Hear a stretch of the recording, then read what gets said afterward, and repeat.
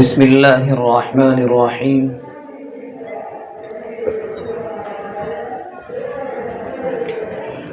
الحمد لله وكفى وسلام على عباده الذين اصطفى. أما بعد أعوذ بالله من الشيطان الرجيم. بسم الله الرحمن الرحيم. أم كنتم شهداء إذ حضر يعقوب الموت إذ قال لبنيه ما تعبدون من بعدي قالوا نعبد إلهك وإله آبائك إبراهيم وإسماعيل وإسحاق إلها واحدا ونحن له مسلمون. صدق الله العظيم وصدق رسوله النبي الكريم ونحن على ذلك لمن الشاهدين والشاكرين والحمد لله رب العالمين.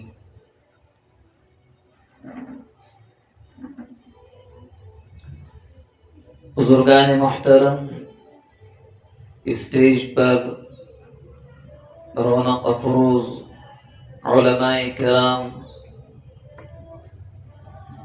دوست و احباب اور بالخصوص ہماری مائیں اور بہنیں، السلام علیکم ورحمۃ اللہ وبرکاتہ.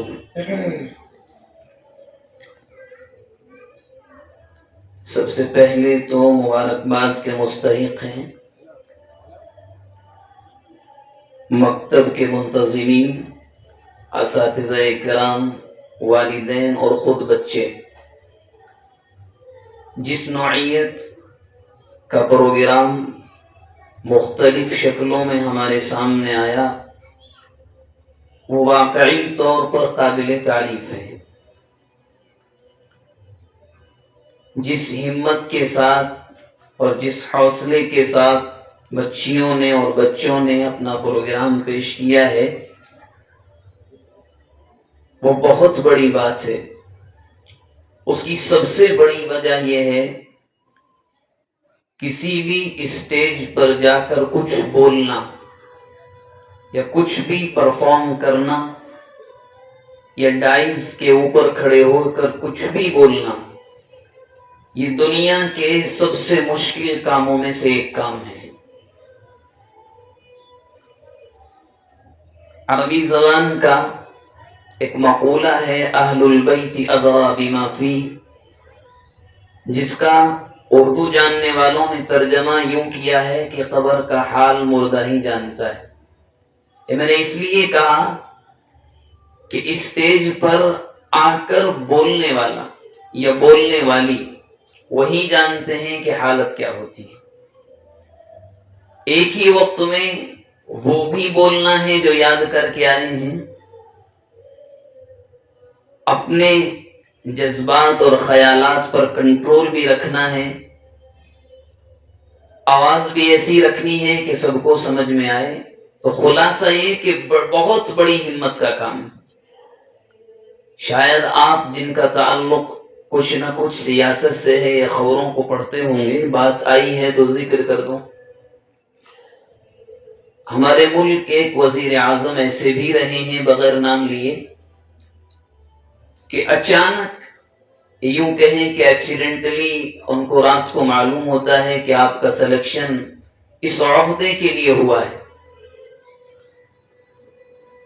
صبح ان کا مشیر یعنی ایڈوائزر آ کر کے یہ کہتا ہے کہ آپ کو ملک کے پارلیمان میں خطاب کرنا ہے، بولنا ہے. آج بھی یہ بات سیاست سے جو لوگ یہ جن کا تعلق ہے وہ جانتے ہیں کہ وہ نہیں بول سکے. صاف کہہ دیا کہ میں اس کے لائق نہیں ہوں. لکھنے والوں نے یہاں تک ان کے بارے میں لکھا ہے کہ بعد میں ان کو لے جایا گیا جنگلات میں.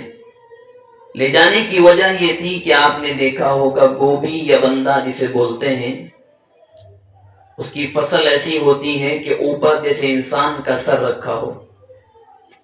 ان کو لے جا کر ان کو یہ کہا گیا کہ آپ یہ سوچیں یہ سب انسان ہیں اور آپ یہاں جو دل میں آئے وہ بولیں. مقصد یہ تھا کہ دل کا ڈر اور خوف دور ہو۔ تو میں نے مثال اس لیے پیش کی ہے، جتنے بچے یہاں آئے ہیں ایک نہ ایک دو کو گھبراہٹ ہوتی ہے، یہاں کھڑے ہو کر ایک جملہ بھی بولنا بہت بڑی ہمت کی بات ہے، اور اس کے پیچھے اساتذہ کی محنت، والدین کے ذریعے سے جو ہمت دلائی جاتی ہے وہ بہت کام دیتی ہے۔ بہرحال بہت اچھے اچھے پروگرام طلباء اور طالبات کے ذریعے سے ہمارے سامنے آئے ہیں، مگر چند منٹ میں وقت بہت ہے، ہو چکا ہے۔ ایک ہی بات آپ سے کہنی ہے، اور اس بات کا تعلق 2 یا 3 دن پہلے ہمارے شہر میں ایک واقعہ پیش آیا ہے۔ شاید آپ سوشل میڈیا پر نظر رکھتے ہوں گے، قرآن مجید کی جو آیت میں نے آپ کے سامنے پڑھی، یہ پہلے پارے کے آخری رکوع کی دوسری یا تیسری آیت ہے۔ پس منظر یہ ہے کہ حضرت یعقوب علیہ السلام کا بالکل آخری وقت آ چکا ہے، اور حضرت یعقوب علیہ السلام کون ہیں؟ سیدنا حضرت یوسف علی نبینا وعلیہ السلام کے والد ماجد۔ حضرت یوسف علیہ السلام کے نام پر قرآن مجید میں 12ویں پارے سے لے کر 13ویں پارے کے 6 رکوع تک ایک مکمل سورہ نازل ہوا ہے۔ حضرت یوسف کے والد ماجد ہیں، ان کا بالکل آخری وقت ہے، بستر پر لیٹے ہیں، اپنے تمام بچوں کو بلایا اور بلا کر سوال کیا، یہ بتاؤ میں چلا جاؤں گا، مر جاؤں گا، کیونکہ یہ حقیقت ہے، موت سے کوئی بھاگ نہیں سکتا۔ کل نفس ذائقۃ الموت ثم الینا ترجعون، ایک ایسی حقیقت ہے انسان ہر چیز پر شاید قادر ہو جائے، مگر موت پر کبھی اس کی نہ تو قدرت ہوگی نہ قبضہ ہوگا۔ ہر ایک کو موت کا مزہ چکھنا ہے، یہاں تک کہ اللہ کے نبی نے یہاں تک فرمایا کہ موت کو بھی موت کل قیامت کے دن آئے گی، یعنی ملک الموت کو بھی موت آئے گی کل قیامت کے دن، اور اللہ کے علاوہ کوئی باقی نہیں رہے گا۔ بہرحال حضرت یعقوب علیہ السلام نے سوال کیا، میں جب چلا جاؤں گا، میرے جانے کے بعد ما تعبدون من بعدی، تم کس کی عبادت کرو گے، کس کو پوجو گے، تمہارا خدا کون ہوگا؟ قرآن مجید کی ہر آیت کے پیچھے نہ جانے کتنی حکمتیں ہوتی ہیں، اس کے اندر کتنے اسباق ہوتے ہیں، کیونکہ قرآن مجید صرف ایسا نہیں کہ اللہ کے نبی کی زندگی تک کے لیے آیا ہو، ایسا بھی نہیں کہ فلاں سال تک آیا تھا، یہ اس دن تک کے لیے ہے کہ جب تک قیامت کا سورج نہیں نکل جاتا، اس دن تک کے لیے یہ کتاب آئی ہے۔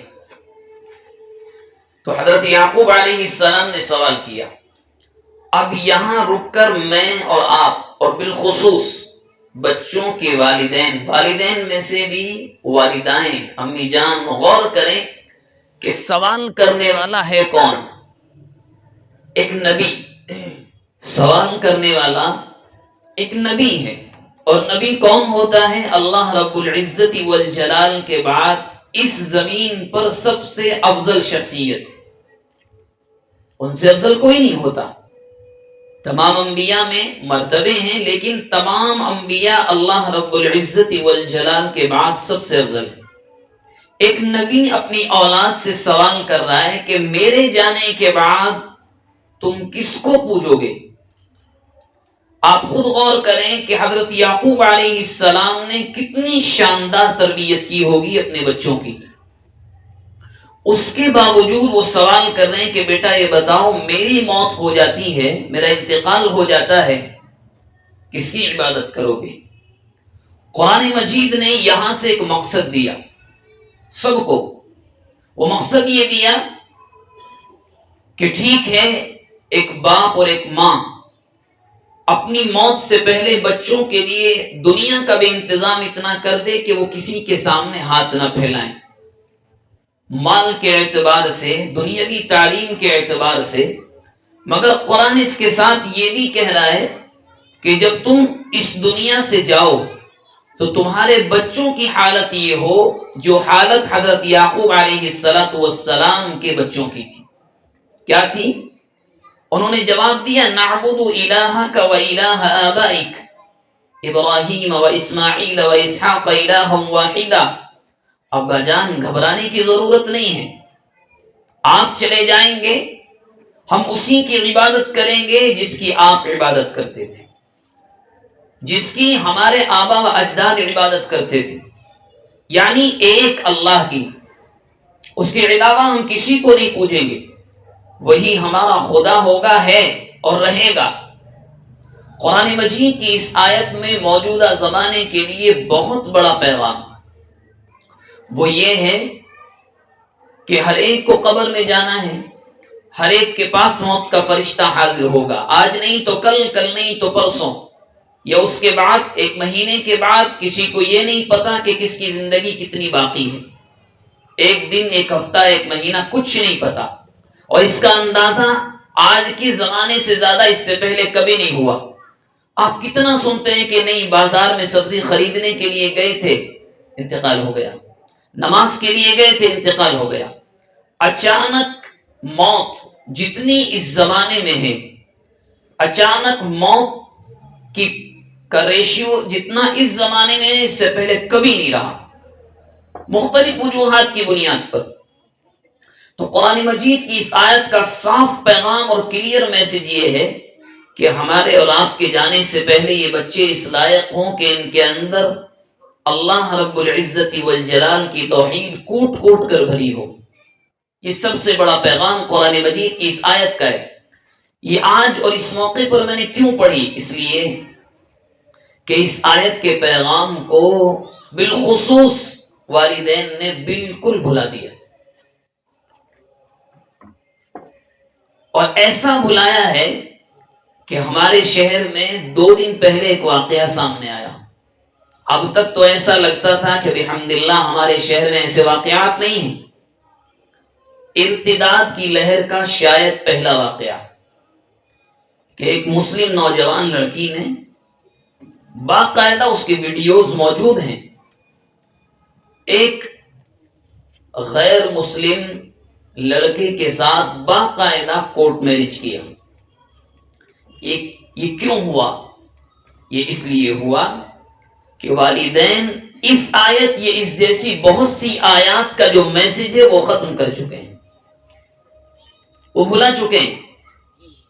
جو بار بار یہ بات ذمہ داران کی جانب سے، عمائدین شہر کی جانب سے، علماء کی جانب سے مختلف موقعوں پر جمعے کے دن مسجد کے ممبروں سے چیخ چیخ کر یہ بات جو بار بار کہی جاتی ہے کہ اللہ کے لیے سب سے پہلے اپنے بچوں کو مکتب سے جوڑیے، مدرسے سے جوڑیے، اس کے لیے دینی تعلیم کا انتظام کیجیے، اس کی نگرانی رکھیے، اس کے دوست و احباب، لڑکی ہے تو اس کی سہیلیاں، اس کے دوست اور آشنا کون ہیں، کہاں جا رہے ہیں، کہاں آ رہے ہیں.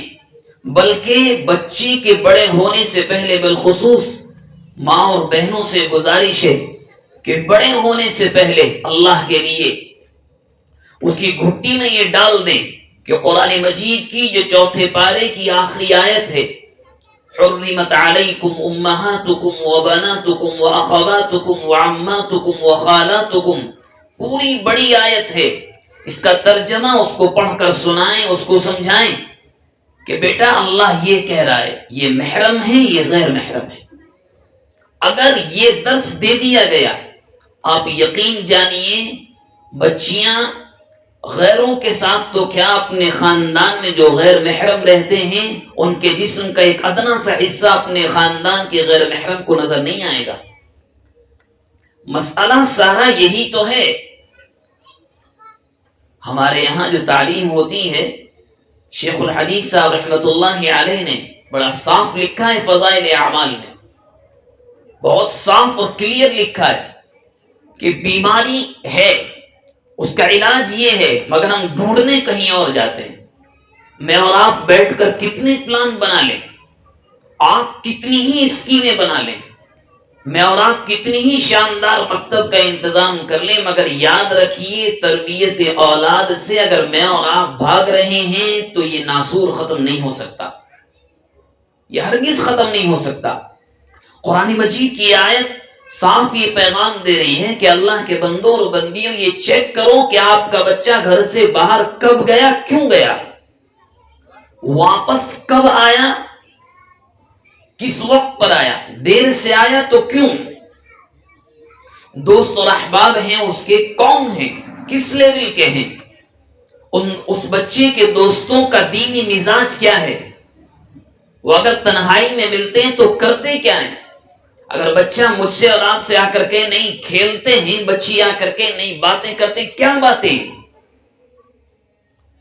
ہمارے اکابرین میں سے ایک اکابر یہاں تک لکھتے ہیں اور وہ کہتے ہیں کہ اگر آج کے زمانے میں آپ کی لڑکی یا لڑکا ٹوائلٹ میں، آپ بات کی گہرائی پر جائیں، ٹوائلٹ میں، واش روم میں، اگر وہ ایک عام وقت سے زیادہ لگا رہا ہے تو ماں اور باپ کی ذمہ داری یہ ہے کہ تم زیادہ دیر ٹوائلٹ میں تھے کیوں، یہ تربیت اولاد ہے۔ اب ہمارا مسئلہ یہ ہے، یہ حقیقت ہے چاہے کڑوی ہو، ہمارا مسئلہ یہ ہے کہ اگر ہم کسی آفس میں جاب کرتے ہیں، کسی کمپنی کے امپلائی ہیں، کہیں جا کر کام کرتے ہیں، تو ہمارا باپ کا حال تو اکثر یہ ہے، یہ کوئی بزنس چلاتے ہیں، کوئی تجارت ہم رن کرتے ہیں، تو ہمارا حال یہ ہے کہ صبح 10 بجے نکلے، دوپہر کو کھانے کو آئے، شام کو واپس آئے 11 بجے۔ حال یہ کہ بچہ صبح 9 بجے نکلا اپنی نگاہوں کے سامنے، دوپہر میں کوئی ملاقات نہیں، شام میں کوئی ملاقات نہیں، بچہ ٹیوشن پڑھتا ہے، واپس آتا ہے، سو جاتا ہے، صبح پھر اسکول، کوئی تفتیش نہیں۔ جب تک بچوں کو ہم احساس نہیں کراتے کہ کوئی نگراں ہے، جب تک ہم ان سے سوال نہیں کرتے، اور یہاں رک کر ایک بات میں کہوں آپ سے بڑے ادب سے، نگرانی کا مطلب مارنا ہرگز نہیں ہے، جھڑکنا ہرگز نہیں ہے۔ اس زمانے کا تقاضا یہ ہے کہ اللہ کے لیے بچوں اور بچیوں کے دوست بنیے، محبت دیجیے، ایسے دوست بنیے کہ اس کو کسی چیز کی ضرورت ہو، بچی ہے تو ماں سے کہے، بچہ ہے تو باپ سے کہے، ماں اور باپ سے زیادہ قریب تو کوئی ہو نہیں سکتا، بہن اور بھائی بھی بعد میں آتے ہیں۔ یہ سب سے بڑی پریشانی ہمارے یہاں ہے کہ ہم تربیت اولاد کو سیریس لینے کے لیے تیار ہی نہیں ہیں، ہرگز تیار نہیں۔ بچی کے لیے کالج یا اسکول دور ہے، بس آ جائے گی ہم مطمئن ہو جاتے ہیں، ہرگز نہیں۔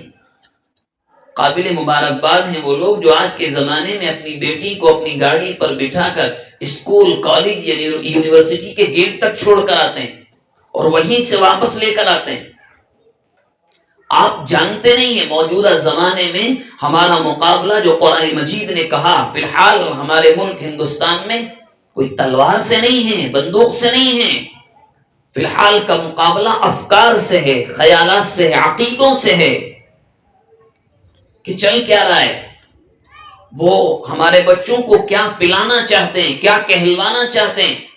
حضرت یعقوب علیہ السلام کا واقعہ قرآن مجید نے صرف قصہ کہانی بنا کر پیش نہیں کیا، اور قرآن قصے کہانیوں کی کتاب ہرگز نہیں ہے، نہیں، مزے لینے کی کتاب نہیں ہے۔ قرآن مجید کی ایک ایک آیت کے اندر ہزاروں اسباق ہیں، مفسرین اکرام غوطہ لگاتے ہیں، موتی وہاں سے نکال کر لاتے ہیں اور ہمارے سامنے پیش کرتے ہیں۔ آپ یقین جانیے تربیت اولاد کا مسئلہ میرے اور آپ کے معاشرے کا سب سے بڑا مسئلہ ہے، سب سے بڑا مسئلہ۔ ہمارا حال یہ ہے، کیونکہ بحمداللہ میرا تعلق بھی مکتب سے ہے 10 سال سے، ہمارا حال یہ، آپ خود غور کیجئے اور موازنہ کریں، کمپیریزن کریں۔ چلو مان لیا کہ ہم نے اپنے بچوں یا بچیوں کو مکتب میں ڈال دیا، حال یہ ہے ہمارے یہاں کا کہ اگر اسکول کے ٹیسٹ کا مسئلہ ہو، ایگزامز کا مسئلہ ہو، تو بچے اکثر مکاتب سے 10 دن غائب رہتے ہیں۔ اب آپ خود غور کیجئے کہ میری اور آپ کی نگاہ میں دینی تعلیم کی اہمیت کیا ہے، یہ چیزیں کیسے دور ہو جائیں گی؟ نہیں ہو سکتی۔ اس کو اہمیت دینی ہوگی، اس کو سیریس لینا ہوگا، کوئی اور تو کرنے نہیں آئے گا۔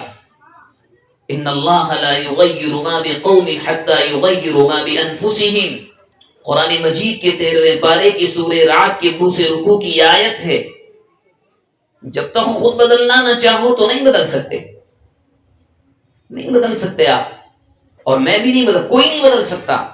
یہ ہمارے لیے بہت نازک مسئلہ ہے، بچوں پر نگاہ رکھنا اور ان کو صحیح دینی تعلیم مہیا کرانا، یہ بہت ضروری مسئلہ ہے۔ آپ جانتے نہیں، شاید جانتے ہوں گے، اب تو جو نئی اسکیم، جو ایجوکیشن پالیسی آئی ہے وہ کتنی خطرناک ہے بچوں کے عقیدوں کے لیے، بچوں کے عقیدوں کے لیے۔ اور اسی لیے بچوں کے پروگرام کو دیکھ کر کے بڑی خوشی ہوئی کہ آسان زبان میں اتنے گہرے پیغامات، اتنے گہرے میسج دیے گئے کہ جو سمجھنے والا ہے وہ سمجھ جاتا ہے بہت آسانی کے ساتھ۔ مثال کے طور پر بچیوں کا آخری جو پروگرام ہوا وہ کتنا شاندار تھا۔ آج کل کے اسکول اور کالجز میں یہ جو ماحول ہے وہاں سکھایا جاتا ہے فیملی پلاننگ، کہ بس 2 بچے کافی ہیں۔ بچیوں نے جو مظاہرہ کیا اپنے پروگرام کا، کتنا شاندار پیغام تھا، اس میں صاف یہ تھا وَإِذَا الْمَوْءُودَةُ سُئِلَتْ بِأَيِّ ذَنبٍ قُتِلَتْ، کہ اگر میں لڑکی ہوں تو قتل کیوں کیا؟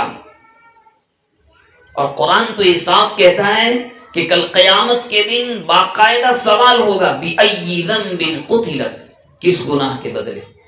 اب ہم اور آپ کہیں گے نہیں، روزی کی تنگی ہے، 1000 مسئلے ہیں، اس لیے ہم نے مختلف ٹیسٹ کے ذریعے سے معلوم کر لیا کہ بچی ہونے والی، ہم نے ختم کر دیا۔ قرآن مجید کیا کہہ رہا ہے؟ اور ایک جگہ نہیں، کئی جگہ یہ کہا نحن نرزقهم وإياكم، روزی کے مالک ہم ہیں، روزی تو تمہیں ہم دیتے ہیں، اور باقاعدہ یہ کہا کہ بچوں کو بھی ہم کھلاتے ہیں، روزی کے مالک تم نہیں ہو۔ وما من دابة في الارض الا على الله رزقها، انسان تو کیا زمین پر رینگنے والے ایک چھوٹے سے کیڑے کی روزی کی ذمہ داری بھی اللہ نے لی ہے۔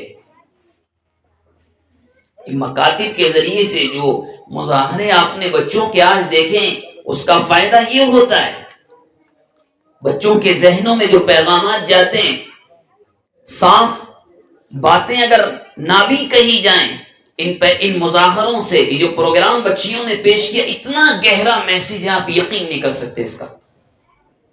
صاف جب یہ بچیاں بڑی ہوں گی، ان کے ذہن میں صاف آئے گا نہیں، اسلام کا پیغام یہ ہے کسی بھی بچی کو دنیا میں آنے کے بعد یا آنے سے پہلے اس کی جان لینا حرام ہے، روزی کی بنیاد پر۔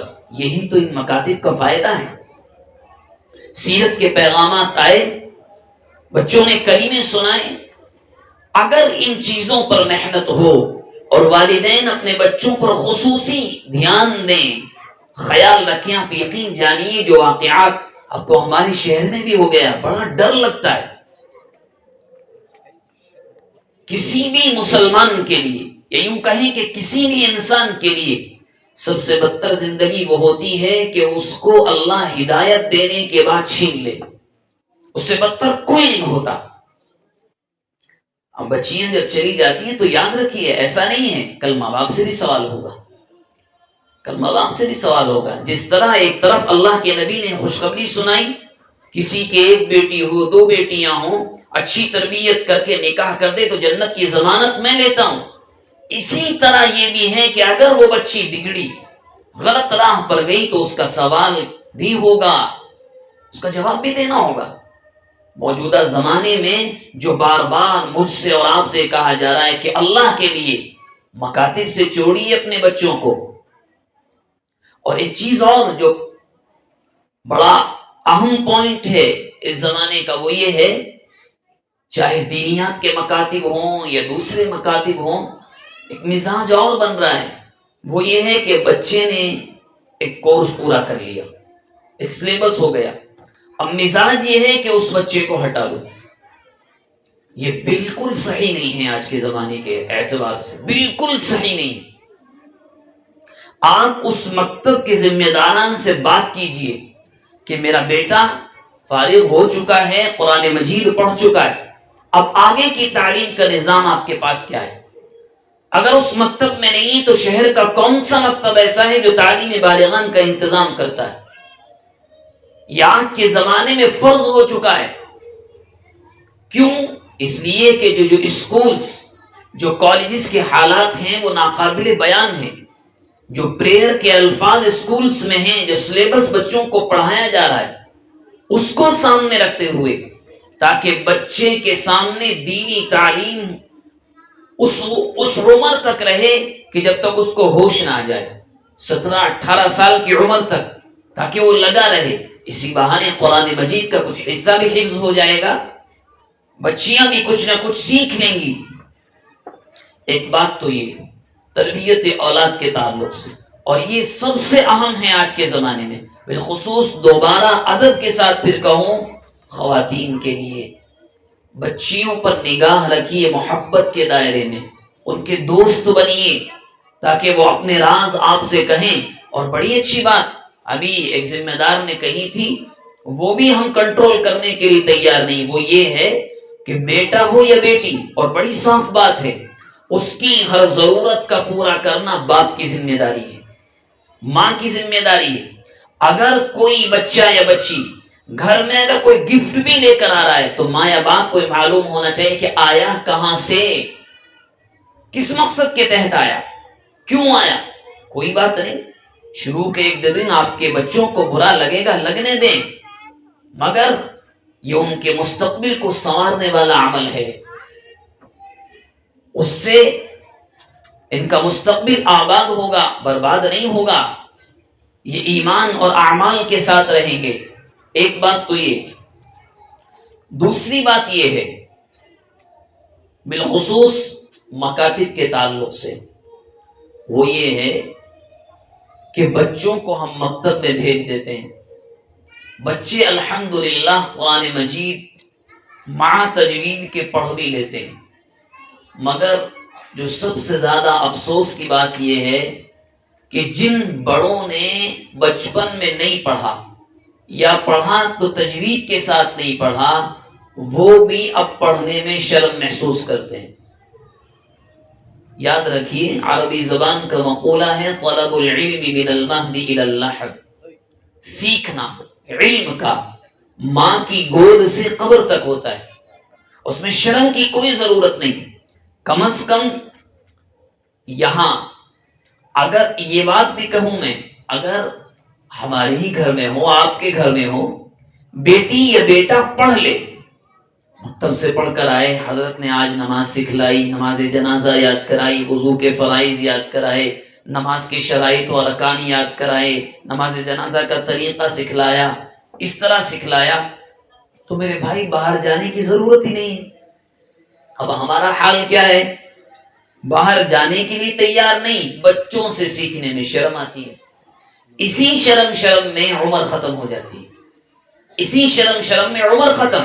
اور قرآن مجید کے نہ ہونے کا جو واقعہ بھی آپ کے سامنے، آپ کے اور ہمارے سامنے آیا، وہ کتنا تکلیف دے کہ گھروں میں ڈھونڈنے کے باوجود قرآن نہیں. کیوں؟ فکر ہی نہیں ہے. اگر فکر ہوتی تو قرآن ہوتا.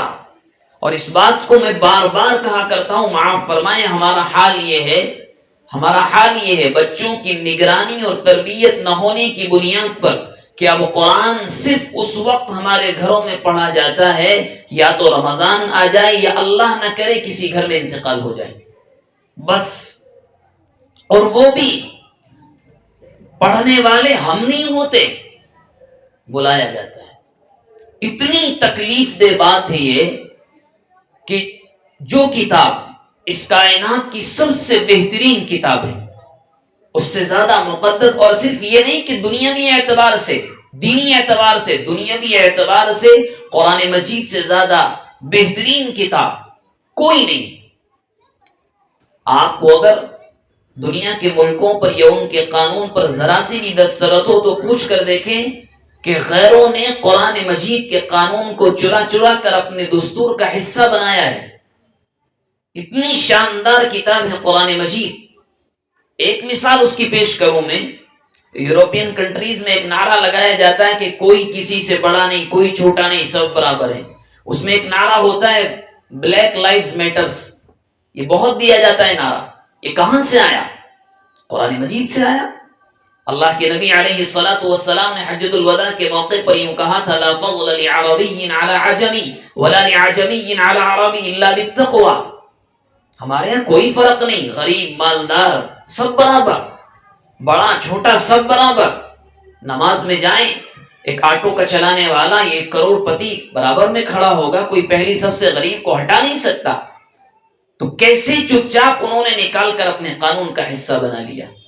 ہمارا مسئلہ یہی تو ہے کہ ہم اپنی ہی چیز کی قدردانی نہیں کر رہے ہیں۔ تو بہرحال میں یہ کہہ رہا تھا آپ سے کہ اگر میرے گھر کی بیٹی یا آپ کے گھر کی بیٹی یا بیٹا کچھ سیکھ لے تو اللہ کے لیے اس سے پوچھ کر سیکھنے میں شرم محسوس نہ کریں۔ گئی شام دوبارہ نہیں آتی، آج جو صبح ہوئی کل کو جو ہوگی وہ یکساں نہیں ہوگی۔ وقت جب گزر جاتا ہے افسوس بعد میں ہوتا ہے۔ اللہ کے نبی علیہ الصلوۃ والسلام نے فرمایا 2 نعمتیں ایسی ہیں جو اتنی قیمتی ہیں کہ جب تک وہ رہیں تو انسان کو احساس نہیں ہوتا، الصحت والفراغ۔ ایک تو صحت، جب تک اچھی ہو تو اللہ یاد نہیں آتا، جہاں ذرا سا بخار صدقہ بھی یاد آتا ہے اور اللہ بھی یاد آتا ہے، سب یاد آتے ہیں۔ اور اسی طرح جب ہمارے پاس وقت ہوتا ہے، اب وقت ہے سیکھنے کا، نہیں سیکھتے، جب بالکل آخر عمر میں چلے جاتے تبھی تمام چیزیں دماغ میں واپس آتی ہیں، کاش پڑھ لیا ہوتا، کاش نماز کو درست کر لیا ہوتا، کاش قرآن کو پڑھ لیا ہوتا، سیکھ لیا ہوتا۔ اور اتنی مقدس کتاب سال میں 1 مرتبہ تو ختم ہونی چاہیے۔ ہمارا حال کیا ہے وہ مجھ سے بہتر آپ جانتے ہیں۔